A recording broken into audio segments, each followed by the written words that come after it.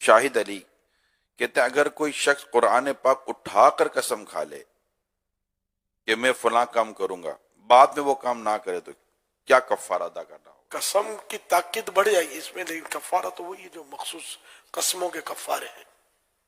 ماضی کے لیے معاف کیجیے، مستقبل کی قسم کھائی کہ فلاں کام نہیں کروں گا اور اب کر لیا تو اب یہ اس کے کفارہ ہے۔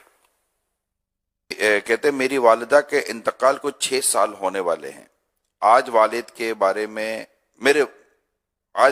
بارے میں کوئی بات ہوتی ہے تو دل تڑپ جاتا ہے اور آنکھوں سے آنسو نکل جاتے ہیں۔ بہت کوشش کرتے ہیں کہ 3 دن کے بعد سوگ نہیں منانا چاہیے، لیکن دل کو تسلی نہیں ملتی اور ان کی یاد میں بے حد رونے کو جی چاہتا ہے، اور یہ اختیار میں نہیں۔ اب میری مطلب کیا شرعی پکڑ ہوگی؟ جب اختیار میں نہیں ہے تو خود ہی قلم اٹھ گیا۔